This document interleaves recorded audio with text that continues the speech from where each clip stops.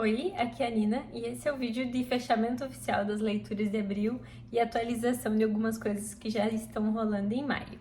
Bom, nos últimos meses eu acabei fazendo uma mistura, né, de muitas coisas, para que não tivesse também vídeos muito curtos. Eu tava com isso de li pouco, então se eu só gravar as leituras do mês vai ficar pouco, mas eu também eu sou uma pessoa que um pouco metódica, então eu gosto de ter esses fechamentos e de que alguém que pesquise ou que queira saber o que foi lido num mês consiga olhar.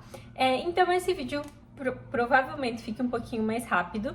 Eu vou recapitular o que foi lido em abril. Eu não vou entrar em detalhes porque no último vídeo de leituras que teve aqui, eu já comentei um pouco sobre eles. E vou atualizar o que está em andamento em abril, também sem entrar muito em detalhes, porque aí um detalhe maior sobre esses livros eu vou trazer quando eu finalizá-los. Eu realmente acredito que eu vou finalizar todos eles em maio.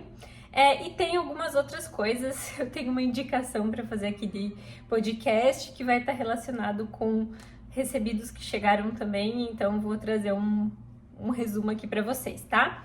Vamos lá, então em abril os lidos foram o Desvarios no Brooklyn, do Paul Auster, que ficou bem meio termo pra mim, foi uma leitura que eu gostei, no começo eu tava gostando mais, tem bastante marcação aqui, mas não entrou na minha lista de livros favoritos do Paul Auster.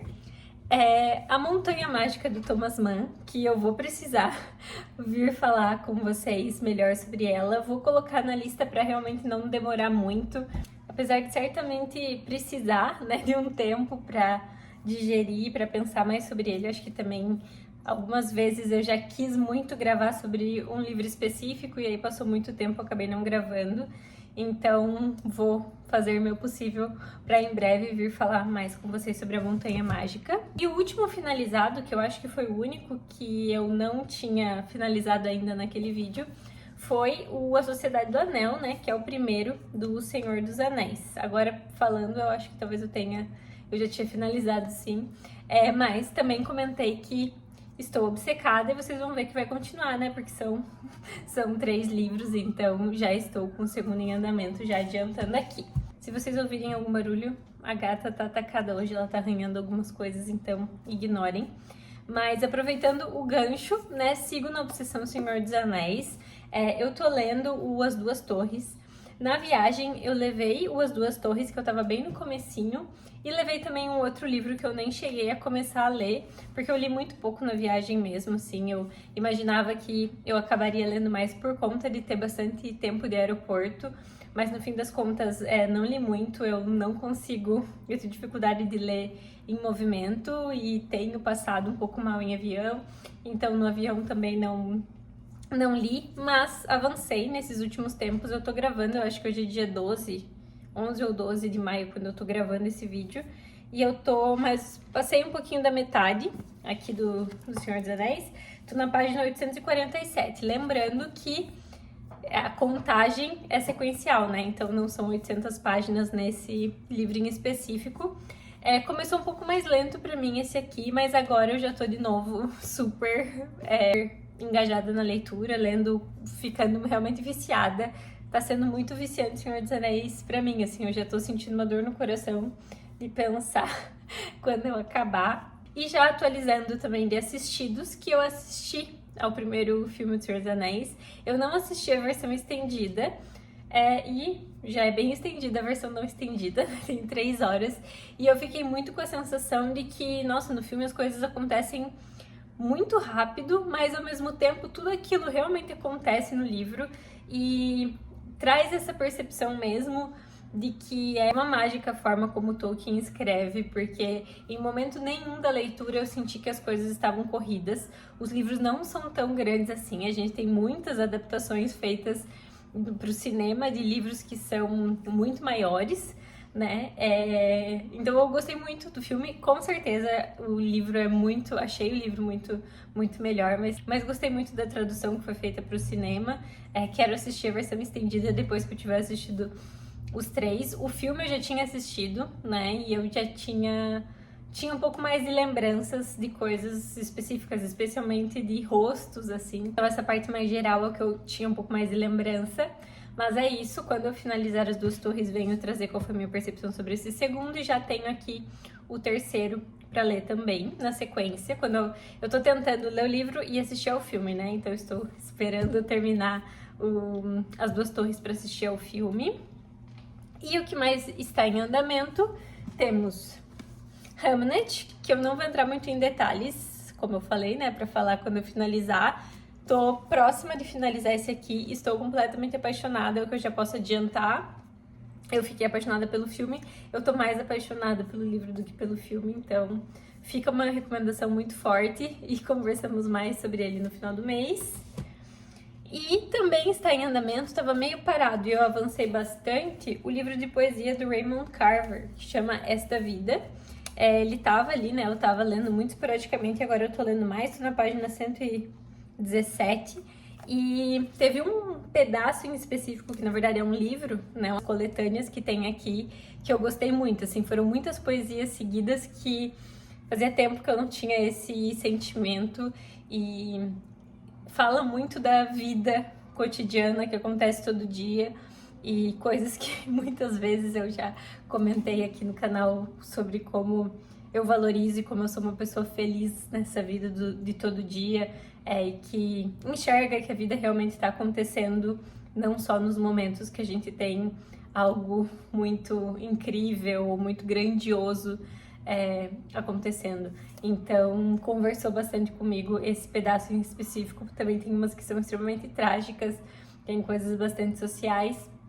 Então, estou gostando até o momento. Falei que eu não ia comentar os livros, já comentei tudo, né? Mas enfim, quando eu finalizar, eu trago a visão geral. E a última coisa que eu tenho pra falar é um vício que vocês com certeza terá impacto nesse canal, que é um podcast chamado Noites Gregas, que já existe há milhares de anos. E a Gabi, se estiver assistindo esse vídeo, isso tudo aqui é graças a você.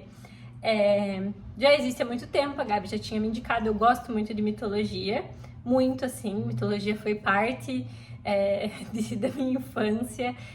Num vídeo muito antigo, eu vou ver, eu fico prometendo trazer as coisas na descrição, da última vez eu trouxe, né? Mas eu comentei, tem uma série aqui no canal que todo mundo pode procurar sobre os livros da minha vida, livros que marcaram a minha vida. E um dos primeiros é a Odisseia, obviamente, não a Odisseia no original de Homero, né? A Odisseia numa versão adaptada da Ruth Rocha. Mas assim, tenho, né, uma tatuagem da Atena, enfim, mitologia é um tema pra mim. Só que eu não sou uma pessoa muito adepta a podcasts, assim, não é uma coisa que eu tenho costume de escutar muito, eu escuto muito mais em viagem. E tenho preferência por podcasts que são duas pessoas conversando ou mais de uma pessoa falando, porque eu consigo focar melhor. Esses que tratam de uma história em específico, às vezes eu não consigo focar, enfim. Então eu já tinha ouvido falar, mas nunca tinha parado aí pra ouvir esse podcast. E eu tava, né, já tinha falado aqui que eu tava com o Ciricutico, se eu iria ler Ilíada, né, que eu tinha uma versão aqui em casa, se eu ia reler Odisseia, porque agora a gente vai ter o filme, né, da Odisseia, e Odisseia eu já li muitas vezes o livro, algumas, eu estava nessa. E eis que a Gabi me avisou, né, ela sabia que eu estava em viagem e quis ajudar nas muitas horas que eu teria na viagem, que o Noites Gregas chegou na história do Odisseia, né, porque é um podcast que já tem mais de 100 episódios, que vão trazer todo um contexto sobre a mitologia, quem são os deuses, do que a gente está falando, como que o universo funciona, várias coisas extremamente interessantes da relação, né? Então, das diferenças quando a gente tem as adaptações para Roma, né? Da mitologia grega para a mitologia romana, como tem algumas coisas que alguns mitos ou alguns deuses que a imagem fortalecida que passou, né, até hoje foi mais a grega, outros casos em que foi a romana, em que alguns se misturam, então assim, riquíssimo. O podcast é conduzido, né, são duas pessoas, mas um deles que conduz as histórias é um professor super reconhecido, especialista em mitologia, ele faz de uma forma deliciosa, é muito bom, eu estou completamente obcecada. Eu acho que eu já escutei uns 25 episódios e faz, sei lá, pouco mais de uma semana que eu estou ouvindo. Eu ouvi, né, o primeiro ali do Odisseia, que foi o que a Gabi me recomendou. E aí eu pensei, não, eu tenho que voltar desde o começo. Então eu tô escutando de trás pra frente, lá, né, desde o início. E vocês vão ver esse novo vício aqui. Esse é um fato.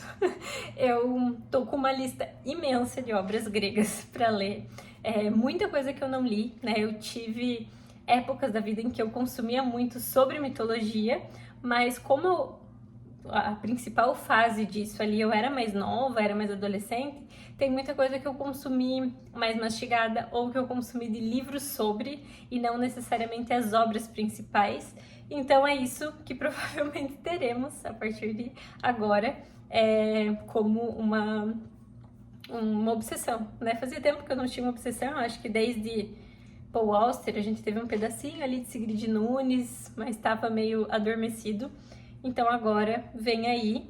E por isso eu já comprei outra Ilíada. Eu já tenho uma Ilíada, mas aí já tinha, né? Que agora eu tenho duas.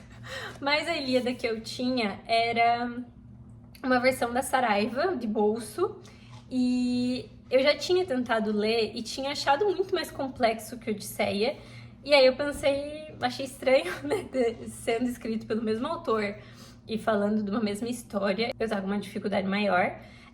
E eu acredito que muito se deva por conta da tradução mesmo. A Odisseia que eu tenho, que foi a minha última leitura, porque eu já tinha lido Odisseia anteriormente, é a da Kozak Naif, e não temos mais, né? Não existe mais essa edição, então eu não consigo ter a Ilíada da mesma edição que eu tenho Odisseia, mas existem outras edições belíssimas, maravilhosas. Só que eu fui pela tradução indicada pelo professor Moreno do Noites Gregas, que é a do Federico Lourenço. Então, é a da Penguin. Eu li, né, as edições da Penguin, sem comentários, elas são muito, muito boas. Tem gente que se incomoda muito, né, por conta da orelha, me incomoda um pouquinho só, mas A Montanha Mágica, que é um calhamaço, que é um livro que também me demandou mais, eu achei muito bom de ler, pensando na forma mesmo de segurar, eles são super maleáveis. Então, estou aqui com esse e vou começar a ler em breve. Eu estava querendo finalizar alguma das leituras e também estava esperando chegar na Ilíada no podcast. Mas eu acho que eu não vou fazer isso, porque senão, até chegar na Ilíada no podcast, aí eu vou ter que ficar esperando eu ler para eu escutar os episódios, enfim. Não sei bem qual que é essa dinâmica. Se alguém estiver lendo a Ilíada, tiver dicas ou, enfim, quiser ler também nesse período, me avisem. Mas o fato é esse. Chegou por aqui. Será lido em breve, assim como várias outras obras relacionadas à mitologia grega e romana, né, que estão na minha listinha. Me indiquem também quais são os favoritos de vocês. E quem não conhece o podcast, gente, de verdade, assim, eu termino de trabalhar e eu penso qual vai ser a coisa que eu vou fazer para minha recompensa ser escutar o podcast. Tenho escutado fazendo tarefas que precisam ser feitas em casa, porque aí a casa tá ficando mais organizada do que nunca, porque eu sei que eu vou tá sendo um momentinho feliz, assim, um momento em que eu vou parar pra ouvir o podcast.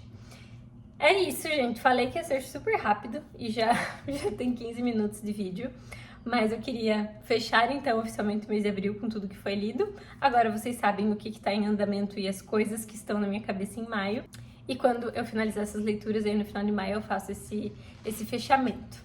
Até o próximo vídeo!